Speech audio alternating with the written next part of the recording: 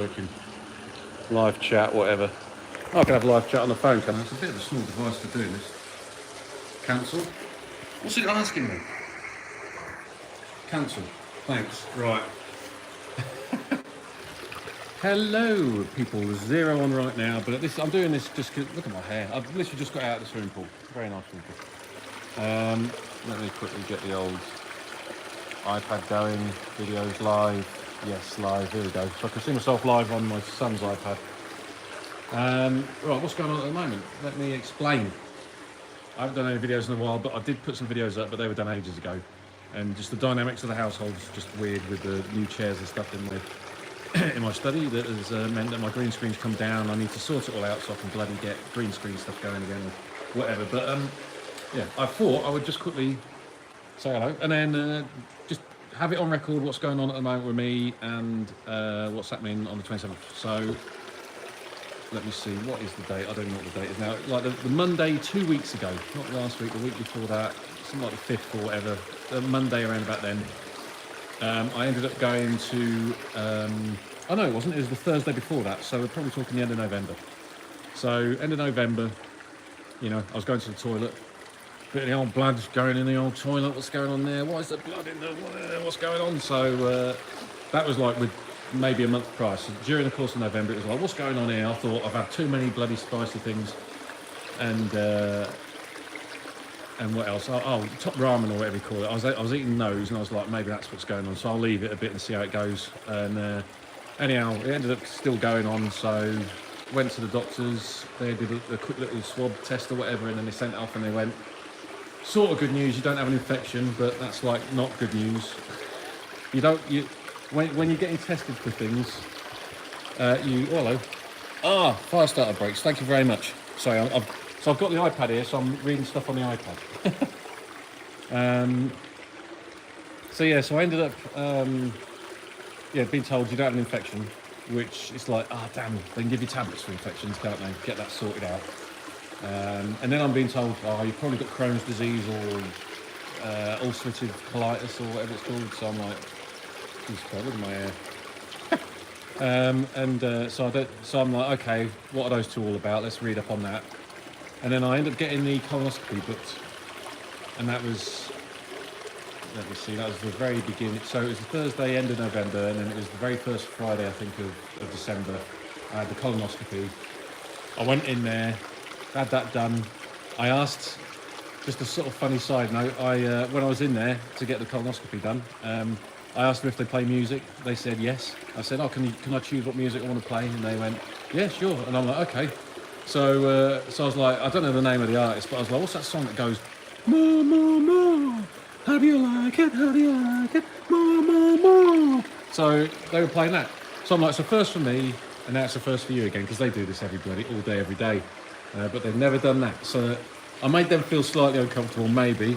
I don't know. That's my job. So hang on, let's see what the else is written. Oh no, okay. So that was going on. I was like, they inject you with some weird stuff, don't they? So I'm lying there with them doing whatever they're doing. I'm like, I don't care. I need to get this thing fixed, whatever the hell it is. And because you're sort of tired-ish, aren't you? I remembered seeing on the screen, like, sort of tunnels, and thinking, oh look, there's all these tunnels of whatever going on. A bit of Fun Boy 3, Tunnel of Love. I don't know.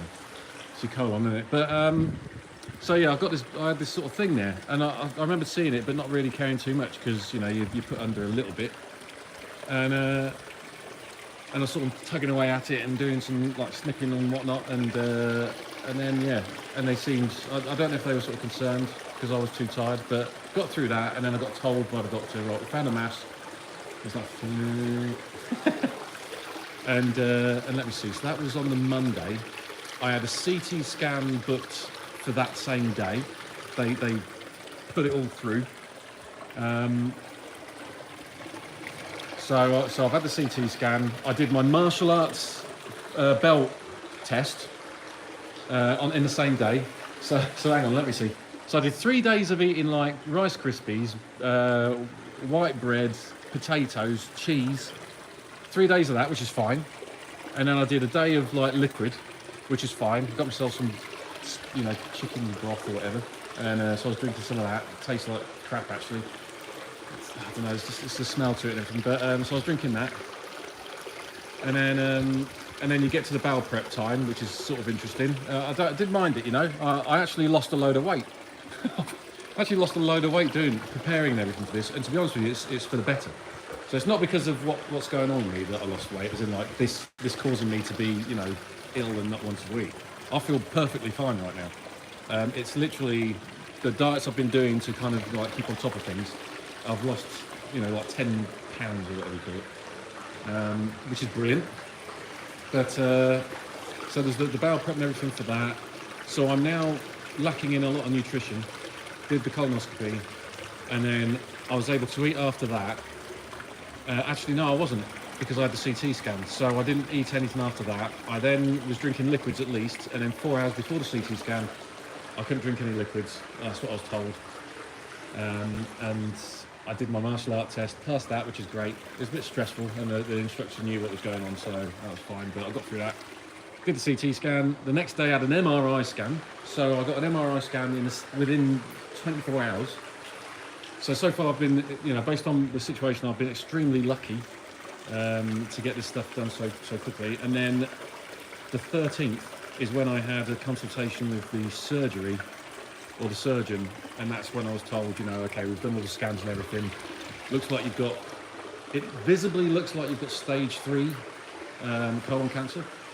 But they're like, we're going to go in, we're going to slice that area out. It's in a sigmoid, so it's the lower part of the colon, which apparently is the best bit. It's the easiest to access, you know, and it's not near the rectum. Honestly, I didn't have any understanding of any of all this. I just thought, you got a load of tubes and whatever. You're right, Mum. I'm just doing a live stream. Don't go bloody walking out here. Don't walk. Hold on. Let me finish this. Man alive. My mum's over this month as well, so that the timing is almost perfect. My mum comes over.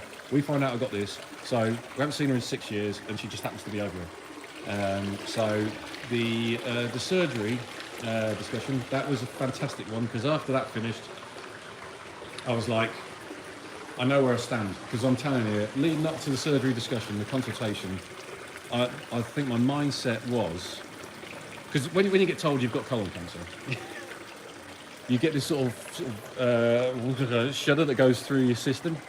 It's like, because you know all the evil that you hear about it, you know, all this stuff. So it was like through the body, and then you sort of like have to go into, right, what the fuck's going on mode.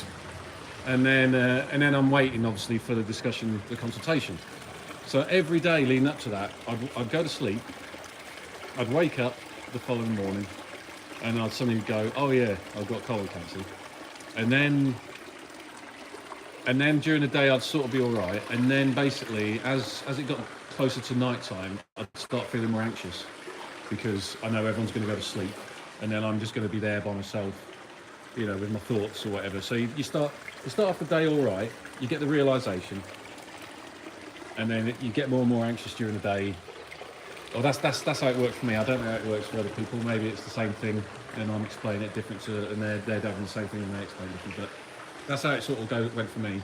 But the minute I had the consultation, and I found out, right, you've got stage 3, which was like, because stage 4 is like, when you hear you've got stage 3, or you read up, oh shit, the lymph nodes are swollen as well. Stage 3 is close to stage 4. And stage 4 is, they can still deal with it, but you're in a new world. But apparently it's exponential. Stage 1, 2, and 3 are fairly close together. Stage 4 is like the big jump off the diving board. So yeah, they can't say whether it's stage 3. But they know that the lymph nodes are swollen. That could be an effect of just the fact there's a mass there, and so it could be stage 1, it could be stage 2. Stage 1 is where it's inside the tunnel. Stage 2 is where the layers have gone through to the other side of the colon. So you've now got the cancer on the inside and the outside. And then stage 3 is when it's affected the lymph nodes. So they know that the lymph nodes are swollen. They don't know if it's infected. So they're going to cut it out on the 27th, which is next Tuesday, I believe, and then they're going to have a look at it, and then they'll tell me if I've got stage 1, 2, or 3. If I've got stage 3, then they're going to chemo the crap out of it, and I'm like, yes, chemo me up. if it's going to make me feel nauseous or whatever, I suppose. Don't know. I'd rather not feel nauseous. If it made me really tired, then I can cook with that sort of stuff. But if it makes me feel nauseous, I hate feeling sick. So we'll see what they find out. So I'm gonna go on the basis that it's probably stage 3, and I'm probably gonna do chemo. But the fact I know all of this, and the conversation with the consultant was absolutely, well, not consultant, the actual person who's doing the surgery, was so fantastic that after that I was scoffing my face, and I've been chilled out ever since. I'm literally chilled out. Bobby B, you're in my prayers. DK, hopefully everything goes okay. Thank you very much. And the same with 5-starter breaks as well. And yeah, I haven't been able to do too much because my mum's over, and so this is not the first time I thought, bugger it, I'm walking around out here, it's lovely and sunny and whatever, but yeah. So Tuesday, or let me see, so I'll say what the progress, what's happening now. So today is Saturday, isn't it? And then Sunday is Christmas. I'm not thinking about that. And then Monday is when I start prepping. So I've got for my operation, and this is like a record for me, but it's also like just for anyone else who's just finding out that they've got, like, you know, colon cancer and it could be stage 3 or whatever. This is for people like that as well. And I'm telling you, a lot of people, since I had the bloody colonoscopy, a lot of people that the missus knows and everything, she's put it out there, they're all going off and getting it done because they've been putting it off, and now they're like, Jesus, okay, better get on it. So it's been a good little sort of ripple from my situation outwards. That's the main thing. So what's happening? Monday at 10 a.m. That's it. So in the morning I've got this stuff I've got to shower in. I've got to scrub myself in it. It's like stuff that they use in this for surgical, like washing your hands or whatever. So I'm doing that. And then at 10 a.m. I'm on a liquid diet. And then I carry on with that until 12. At 12 I've got these antibiotics, these 2 tablets, or these 2 antibiotics. I've got 2 tablets for each. One I take at 12, the other one I take at 8 p.m. So 12 midday, 8 p.m. For the second tablet. Let me see, I'm doing the liquid and all that jazz. And then there is a period where I haven't got the list with me actually. There's a period where I'm going to start taking this energy sort of drink. Yeah, that's it. So I start taking this energy drink. And then I also start on this, I forgot what it's called now, but it's this weird powder that you put in liquid in it, and it makes you go to the toilet. I can't remember what the bloody hell it's called, but I thought I'd be getting a bowel prep, but it's a similar thing, chlorolithium, flipping, whatever. So I put the entire of this container in. I think you give it to your kids if they can't go to the toilet, and you just put a bit in their a bit of the liquid in their drink, and then it helps them go. But this is like a whole container of powder, and I'm just going to be dumping it in like a load of energy drink that's got no sugar in it, but it's like energy drinks for it. I don't know how that works. So I'll be drinking 2 litres of that in the on Monday evening, and then I guess I'll be sitting on the toilet for a load of time. And then because my surgery's I've got to be there at 5 a.m. Tuesday morning, I have to not drink anything 4 hours prior, so that'll be 1 in the morning. I've also got to have a shower before I go over there, and I've also got to do something else as well. I don't have this one, I should have got this. But and then that's it. I get in there, have a word with the doctor, and then they'll tell me about stuff that's going to happen. I'll be like, did I need to know now? I know you're going to do something. Maybe don't need to know too much. All I know is that it's 5 hours. They're going to have a robot that's going to do like bloody Predator, like 3 dots. Only I'm not going to get a hole blown in my stomach. It's going to be this robot going through, doing its stuff. Terminator 5 or whatever. And then, oh hang on, I've got this in front. And then yeah, they're going to cut that section out. Apparently they could have an accident. They could accidentally cut the connection between my kidney and wherever that joins up to, your bladder, I guess. So they said if they do any damage, they'll fix that. It's nice to. Yeah, it might accidentally knock your heart out of whack. Could end up, pushing it up into your neck or whatever. But or spinning it around. No, they won't do that. But where they are, apparently the cables and everything that come down, like a bike, I guess. When you're putting the brakes on your bike, I'm imagining that when it comes to the cables from your bloody kidneys. But yeah, so they're going to go cut that out, pull it out through another hole, sew it all back up again, and they'll gauge whether or not it's too close to the rectum, which means, and I always thought rectum was like your butthole, but it's not. It's a great big tunnel from your butthole up, and then from there the colon joins on, and then goes all the way around doing its business, connecting up to your small intestine, something like that. So yeah, but hopefully it doesn't go near that, because then they'll have to do some other stuff. But yeah, anyhow, I don't want to go into too much detail. But so yeah, that's it. Trying to run through it. There's no planning to this. I just thought, okay, get my phone and just go for it. Just go for it. And then let me see. After that, I've been told 2 to 3 days in the hospital. Apparently, I could walk around as if I had nothing done to me, like 3 days later or 2 days later or whatnot. But I've also been told that they blow up your belly with air so they can do the operation. And apparently the first fart is the... I actually joked with the person who told me, they said the first fart is the important one. I was like, oh, the first fart is the deepest. But yeah, so they want you to have a good old fart, and then they're waiting for you to pass a stool, is the technical... How do you do that if you have appendicitis as well? Oh, what, they blow you up and then tell you have a good old fart after you've had your oh, okay. And yeah, after you've done that, once I've proved that I can produce the turds, then they go, right, get it. But yeah, then they'll find out, is it stage 3, stage 2, stage 1, and hopefully they'll find out it's stage 2 or 1. If it's stage 3, then we all know, if you're looking at it in a logical way, that, you know, it could be stage 3 with metastatic, could be already in production going around the body that wasn't picked up by the CT or whatnot. So that's where the chemo comes in. So I want them to blow my system out. I want to have like rays coming out of my fingers, out the top of my head, out of my feet. That's how I want it. And to be alive afterwards, that'd be a good one. But yeah, and then I'm gonna, I don't know how the chemo works these days. Will I lose my hair and stuff? I'll have to grow it back. Might have to get a bomber jacket, start walking around, whatever, But oh hello, you're right, Jeffrey. Don't drop my iPad. God blimey, governor. I was just going to show me a caterpillar going into a butterfly. All right. Well, you don't. Oh, don't run. That's it. You walk calmly. Yes. Anyhow, so there you go. I can't say Bela Lugosi. Well, I could say Bela Lugosi, but I can't edit Bela Lugosi in because I'm on my phone doing a live stream.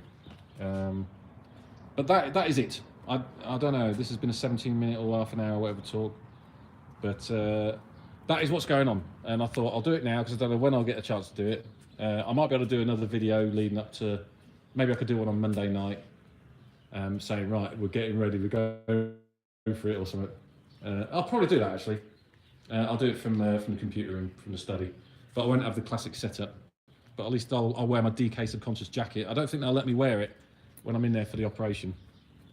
And then I'll have to say how much they shaved me as well, because they've got to shave me to operate. So we'll find out if I got a full wax. Get a full waxing. And or if they do I'll ask if they can do a full wax. You know, they shave you. They shave you, I guess. Yeah, but I could ask for a full wax if I pay a bit extra. And then also, yeah, it's 5 hours, so I guess maybe half an hour, 3/4 an hour prep, and then same in reverse. That leaves what, 3.5 hours. So they could fit in Scarface.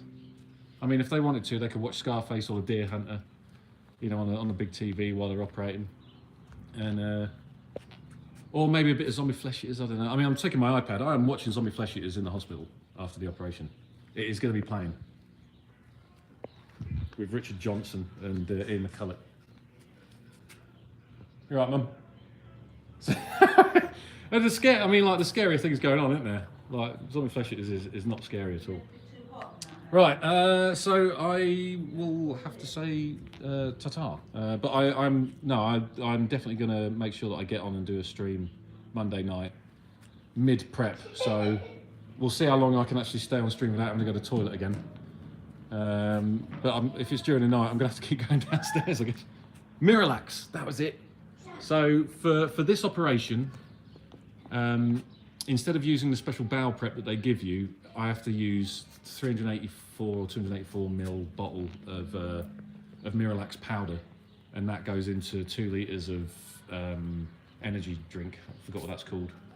Gatorade, that was it. I think it's Gatorade. Was it Gatorade? It was Gatorade. Yeah, that's it. So Gatorade, slap an entire bottle. On the top shelf, it's Travis One. Yeah, I think Gatorade, wasn't that in The Shining as well? Oh hello, hang on. Hope you all have a lovely Christmas as much as you can, and with this going on, you'll be on my mind and in my prayers till I hear from you again. But yeah, I'm going to be shouting one off big time on Monday night. But yeah, so I'll do a video then. Right, so I'm going to say goodbye now. Here's a lovely sky, and yeah, it's a major operation, they said, but the surgeon said that they just live and breathe it. So I should add that I asked in the consultation, is this a yawn operation? Is it a yawn operation, as in like, oh my god, I wish something exciting was going to be on in this? And she said yes, and I was like, fantastic. That also helped me to relax, and I've been relaxing since, like just living normal and generally laughing and joking about everything. The other thing I said is during the operation, when I'm out, can you stretch my legs about, see if I can do the splits? I actually asked that as well. I can't remember if she said yes. But I've said some other funny stuff as well. I don't know. I can't help it. In dire situations, I have to say funny stuff. If I met Satan, if there was a Satan, I'd have to try something out, see how it goes. I don't know what I'd say. Santa. Anyhow, right, I'm going to go. I'm going to say see you later. I think I've talked for 21 bloody minutes. See you later. I've got to figure out how to turn this bloody thing off now.